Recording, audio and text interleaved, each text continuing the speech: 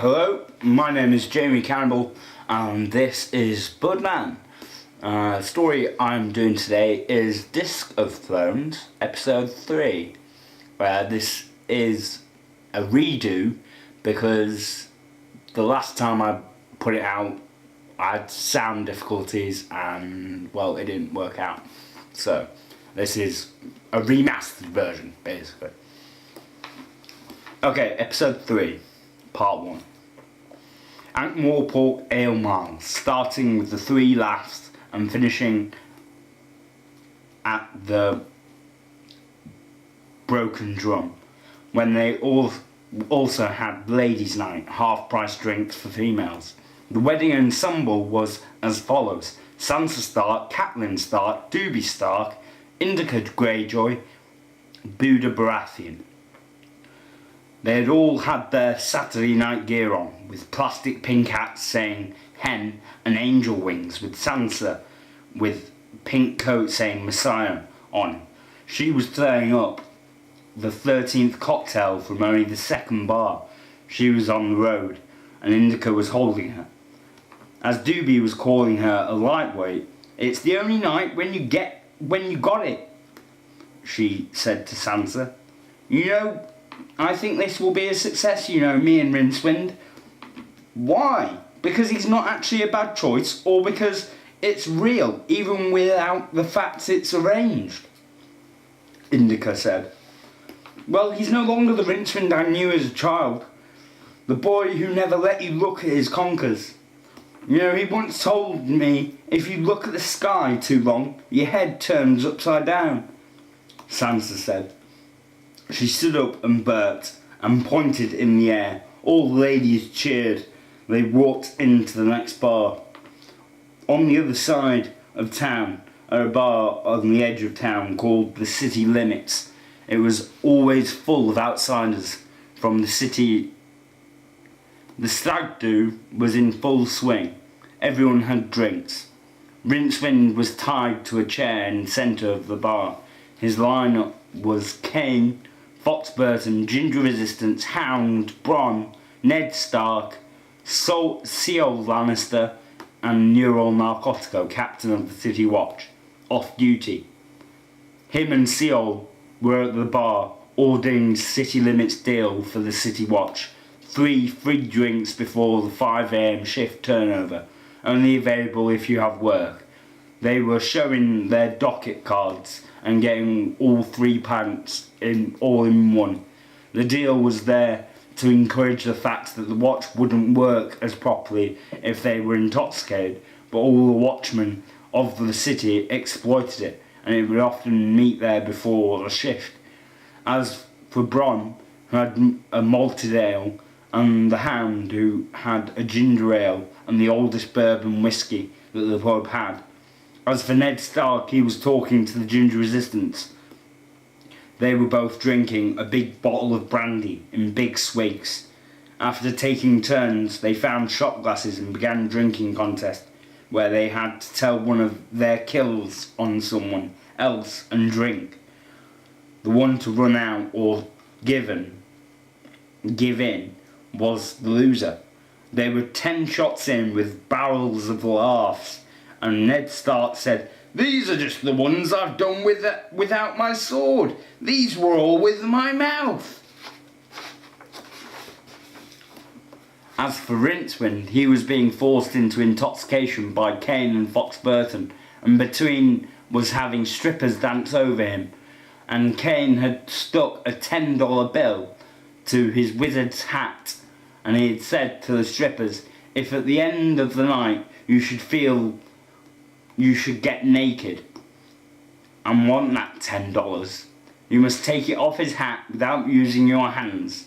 You must be fully naked to get it." $10 was like a wage for a week. It was a bit of a treat. Everyone had chipped in for the strippers. They were very beautiful. While everyone was enjoying themselves, a man came into the bar. He ordered 2 deciders, which were a mix between cider and a shot of Discord and aniseed liqueur. While he got it, Cain and Fox Burton had filled a bucket of cheap vodka and they were pretending to chuck it over one another. When they finally did throw the bucket, it missed Rincewind and landed on the man who had just come in. The bucket landed on his head and totally drenched him with cheap vodka. Kane, who threw it, said, "Sorry, mate," just as he was squaring up to him. The guy grabbed the bucket off his head and rushed Kane. "Leave it, Spice, it's not why we're here." Mersh Frey had reached the man who was the Spice warrior and was an inch away from laying Kane out. The stag do stopped, and everybody stopped, and then watched Seal step forward and grip the hands of the Spice warriors and move them to a less offensive position. And he said, "You meant nothing by it, now carry on, citizen." The Spice warriors' wingman, Mersh Frey, said, "You don't want to get us thrown into the cells. They have watchmen with them." He turned to the group of the stag do and said, "We wish you all the best, and we won't get in your way." He pulled the Spice warrior out of the bar. As they walked out onto the street, Mersh Frey said, "Don't, Spice, we'll settle it when they can't stop us. No point in giving away what we're doing until it's too late." They went to the Shades Red Light District, a place only for the most devious type. As for the stag party, it buzzed, and the weed that they were smoking was a very special batch which Budman brought himself. Everybody was quite drunk by the time he arrived. He had handed it out in paper sachets of buds. He also provided the best quality paper, gummed, and all the men except Seal and Neural dug in. Seal turned to Budman and asked, "If it was up to you, Budman, how would you deal with the royals' claim to the throne? If it was for you to decide?"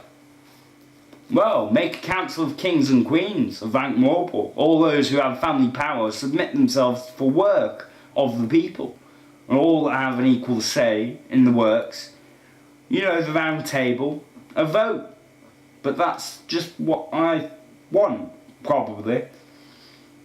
Won't ever work, like, mainly because of the patrician."